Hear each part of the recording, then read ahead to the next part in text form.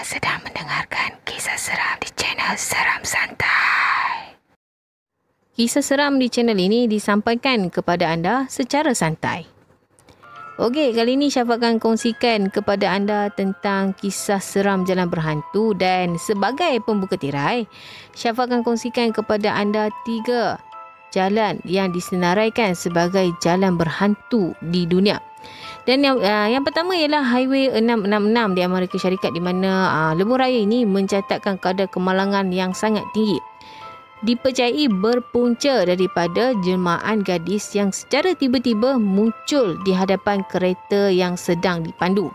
Dan lagi satu gangguan ini pula ialah truk yang dipandu dengan sangat laju dari arah bertentangan, menjadi antara punca kadar kemalangan yang tinggi dicatatkan di Highway 666 ini.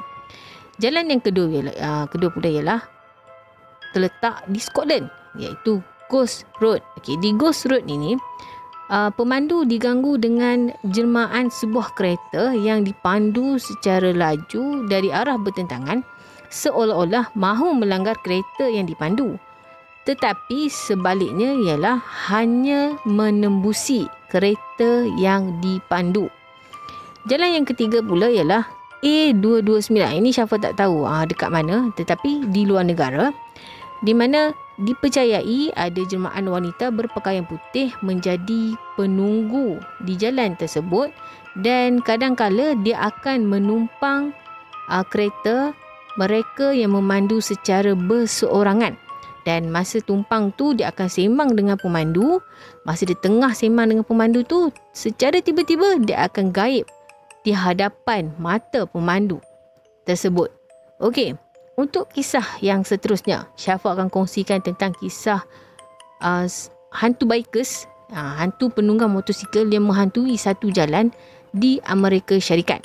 Di mana kita faham bila bikers ni mestilah motor yang sangat laju, motor yang akan diubah suai dengan sangat cantik. Jadi ada seorang bikers ni, dia ubah suai motor dia menjadi sebuah motor yang sangat cantik, sehingga menyebabkan rasa iri timbul, iri hati timbul dalam hati rakan-rakan dia ni. Jadi rakan-rakan dia cakap, kita harus menjahanamkan motor si bikers ni. Jadi satu hari rakan-rakan dia ni ikat tali di antara tiang di jalan yang selalu dilalui oleh bikers ni untuk ulang-alik pergi tempat kerja. Jadi nak dijadikan kisah, si bikers ni pun lalu. Biasalah kalau bikers mestilah, kalau motor berkuasa tinggi ni mestilah dipandu dengan laju. Bila lalu saja si bikers ni, secara tiba-tiba kepala bikers ni terputus. Sebab tali yang diikat oleh rakan-rakan dia ni terlalu tinggi. Padahal pada mulanya mereka hanya nak bagi bikers ni kemalangan, bagi motor dia rosak saja. Tapi tak sangka kepala bikers ni mereka ikat terlalu tinggi, menyebabkan kepala bikers ni putus dan bikers ni meninggal dunia. Selepas daripada itu mulalah mereka penduduk setempat ni sering melihat ataupun mendengar bunyi derma motor, ada nampak cahaya lampu, tetapi sebenarnya tak ada. Dan kadang-kala juga nampaklah bikers ni membawa motor dia tanpa kepala, jemaah dia kan. Ada satu kisah di mana ada seorang gadis, sekumpulan gadis ni, mereka tengah lepak dekat tepi jalan tu. Mereka dengar bunyi motor, dan salah seorang tu kata itu mungkin pegawai polis. Jadi nak pergilah tengok pegawai polis tu. Apabila dia sampai je, dia terkejut dan lari tak cukup tanah, sebab itu adalah bunyi motor jelmaan bikers yang putus kepala dekat jalan tu. Di Bandung ada satu jalan yang mana dihantui ataupun ada penunggu dia. Penunggu dia ialah jelmaan kanak-kanak yang memegang anak patung panda. Okey, dipercayai orang setempat percayai ialah itu adalah jelmaan kanak-kanak yang terkorban bersama dengan ahli keluarga dia yang lain semasa mereka melintas jalan untuk pergi makan. Jadi masa dia hantu ni, kanak-kanak ni dikenali sebagai Uci.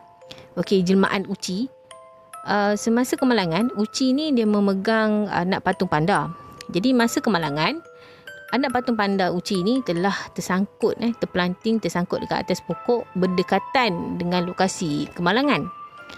Jadi apabila sampai di hospital, dia pun dalam keadaan yang orang cakap nazak. Dia masih lagi bertanyakan tentang anak patung panda dia ni sehinggalah nafas dia yang terakhir. Dan selepas daripada itu, jelmaan Uci ni sering kelihatan berjalan di tepi jalan sambil memegang anak patung panda. Okey, kisah yang ketiga. Syafa kongsikan tentang kisah Tol Cipularang di Indonesia. Okey, kali ini Syafa akan kongsikan kepada anda kisah seram jalan berhantu dari luar. Selalu sangat kalau kata dalam Malaysia ni kita dah selalu dengar, tapi Syafa akan kongsikan kepada anda kisah seram dari luar. Okey, Tol Cipularang ni di Indonesia, di mana dia disenaraikan sebagai jalan yang paling berhantu di Indonesia. Okey, kisah dia bermula apabila ada sepasang suami isteri dan juga seorang anak lelaki. Mereka ni merancang untuk pergi bercuti, jadi mereka melalui lebuh raya Cipularang ni. Bila sampai dekat 1 kilometer ni, anak dia beritahu nak buang air kecil. Jadi si ayah ni pun berhentikan kereta. Kemudian dia pun bagilah anak dia turun pergi buang air. Kemudian anak dia kembali balik ke kereta. Dan apabila balik tu, pasang suami isteri ni pun tengok, apa pasal anak aku ni pelik kan, tiba-tiba muka pucat, lesu je.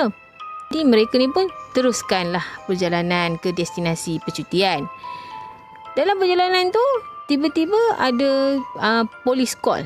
Polis call bagi tahu yang anak mereka bersama dengan pihak polis di balai polis kerana dijumpai jalan sorang-sorang dekat tepi lebuh raya.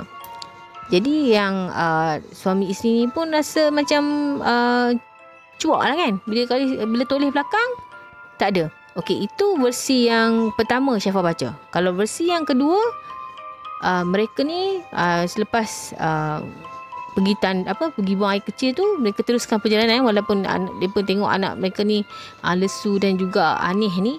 Mereka terus juga pergi, tapi dalam masa sepatutnya percutian tu seminggu, tapi dipendekkan menjadi 2 hari. Kemudian mereka balik. Dan semasa mereka balik tu, dikatakan anak mereka minta untuk berhenti di lokasi yang sama masa mereka sampai tu untuk pergi buang air, tapi tak datang-datang balik. Bila call polis, pergi balai polis nak buat laporan, tengok-tengok anak mereka berada di balai polis dan dikatakan dah 2 hari berada di balai polis. Ini adalah versi yang kedua. Okey, untuk kisah yang seterusnya ini, Syafa berkolaborasi bersama dengan The Hunting Cruise dan PN, yang mana Brother Fai, pemilik channel The Hunting Cruise dan juga PN ini, bersetuju untuk berkolaborasi bersama dengan Seram Santai, berkongsikan kisah seram. Dan jangan lupa untuk subscribe The Hunting Cruise dan PN punya channel. Okay, jom kita dengar kisah seram daripada Brother Fai. Okay, tapi sebelum itu, kalau anda ada kisah seram yang nak dihantarkan kepada Syafa, kalau malas nak type, anda boleh buat cara Brother Fai ni. Brother Fai ni dia hantar kepada Syafa recording suara dia melalui email seramsantai@gmail.com. Okey, jom kita layan kisah daripada Brother Fai. Assalamualaikum warahmatullahi wabarakatuh kepada semua para pendengar channel Seram Santai. Apa khabar semuanya? Semoga semuanya dalam keadaan sihat dan sejahtera. Saya ingin perkenalkan diri saya. Nama saya Brother Fai daripada channel Cerita Seram The Hunting Cruise dan PN. Sebelum Brother Fai memulakan cerita, Brother Fai ingin mengucapkan setinggi-tinggi penghargaan dan juga terima kasih kepada Syafa Ismail, iaitu empunya channel Seram Santai ini, kerana sudi berkolaborasi bersama channel The Hunting Cruise dan PN dalam perkongsian kisah-kisah seram. Baiklah, Brother Fai akan mulakan bercerita. Pada malam ini, Brother Fai akan kongsikan sebuah kisah gangguan ketika perjalanan melalui lebuh raya Yong Peng Pagoh. Bismillahirrahmanirrahim. Rupa-rupanya banyak kisah seram di lebuh raya Yong Peng Pagoh. Ingatkan lebuh raya Karak aja yang banyak cerita mistik. Mungkin sebab tak berapa dihebohkan, tak ramai yang tahu. Bila Google, barulah tahu ada juga yang diganggu bila melalui lebuh raya Yong Peng Pagoh. Kisah makhluk menumpang, kisah wanita dan anak lelaki nak isi tong minyak, kisah berentap dengan Daihatsu Chariot putih dan macam-macam lagi. Dan ini adalah pertambahan terkini kepada kisah-kisah mistik tersebut. Alkisahnya, lewat petang semalam, saya dan encik suami, dia ni perempuan lah ya. Saya dan encik suami bertolak pulang ke Kuala Lumpur dari Skudai setelah selesai segala urusan. Dalam pukul 6.30 petang macam tu, kami keluar dari tol Skudai. Saya yang mula-mula memandu kereta. Kami plan berhenti solat di RNR Macap. Lepas solat dan mengalas perut, encik suami menawarkan diri untuk memandu kereta. Kami pun menyambung perjalanan. Saya duduk sebelah encik suami, tersengguk-sengguk menahan mata yang mengantuk. Sesekali saya terlelap sebab tak tahan sangat dah, mata ni dah jadi berat. Dalam kereta, kami banyak diam sambil mendengar radio. Sampailah satu kawasan tu, saya terjaga dari terlelap. Jalan raya sangat-sangat gelap. Tak banyak lampu jalan di kiri kanan jalan. Jarak kereta di depan dan di belakang sangat jauh. Tiba-tiba, encik suami memperlahankan kenderaan dan memandu di lorong kiri. Terlalu perlahan yang sangat pelik bagi saya sebab encik suami memang suka memecut laju melebihi daripada 130 km sejam. Kenapa perlahan sangat dan masuk ke lorong kiri? Padahal tak ada kereta pun kat belakang yang nak memotong bila saya jeling cermin sisi yang nyata gelap gelita. Agak lama juga encik suami memandu perlahan hingga timbul dalam hati saya, kereta berat ke? Lepas papan tanda Pagoh, encik suami memecut semula. Tapi saya tak bertanya apa-apa sebab mungkin tadi dia mengantuk. Sampailah dekat Senawang, saya perasan encik suami menguap. Dia menguap. Saya bersuara sambil memicit-micit bahunya untuk hilangkan mengantuk. Abang okey ke? Encik suami macam sangat terkejut bila saya sentuh bahu dia. Astagfirullahalazim. Tapi dia still jawab, tak ngantuk. Kesian encik suami, memandu sampai mengantuk. Saya offer untuk tukar driver, tapi encik suami tak menjawab. Sebaliknya, dia bertanya, nampak kan apa yang abang nampak? Saya pelik. Saya jenguk jalan raya tenang di hadapan. Kemudian menoleh ke encik suami. Nampak apa? Suami diam 2 saat. Dekat area bukit yang gelap tadi, yang tak banyak kereta, tahu tak abang nampak apa? Tak. Saya mula rasa semacam, abang nampak benda dalam kereta, dalam cermin pandang belakang. Allahu Akbar. Sebab tu ke kereta perlahan sangat tadi? Sebab berat? Berat. Muka dia betul-betul nampak full dan jelas dalam cermin pandang belakang. Allah. Perasankan tadi kat bukit tu? Tanya encik suami lagi. Mungkin dia nak pastikan bukan dia berimajinasi sendiri. Perasan. Abang bawa slow. Kejap je kat situ tadi. Lepas tu hilang. Menumpang kot. Kemudian kami diam. Selang beberapa minit, saya pandang muka encik suami. Dalam hati saya bersyukur sangat-sangat. Encik suami tenang menghadapi situasi itu. Dia tak melatah dan hilang kawalan. Saya fikir Kalaulah saya yang memandu, apa agak-agaknya yang akan saya buat? Boleh ke saya jadi setenang encik suami? Ada hikmahnya. Allah tukarkan driver Kak Macap tadi. Subhanallah. Saya masih bimbang. Saya fikir lebih baik saya drive. Encik suami dah mengantuk dan penat. Ditambah dengan apa yang dah berlaku. Tapi saya sendiri rasa takut dan gerun. Kalau ada lagi gangguan lain. Ya Allah, bertawakal sajalah. Allah Maha Berkuasa. Dia yang lebih patut kita takuti berbanding segala makhluk di muka bumi. Abang okey tak? Encik suami menggeleng kepala. Masih terbayang-bayang muka dia. Takut tak muka dia? Ya ampun, stop it Hasuna. Seram gila. Kesian encik suami.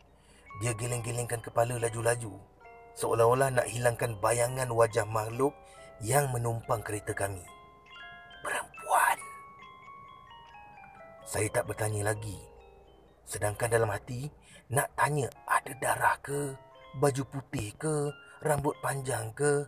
Bimbang dalam keadaan encik suami macam tu.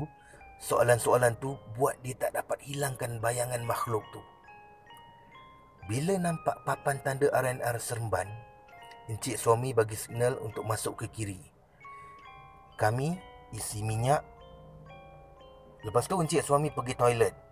Kemudian saya mengambil alih memandu kereta. Dengan lafaz doa, naik kenderaan dan tawakal, kami menyambung perjalanan hingga selamat sampai ke rumah.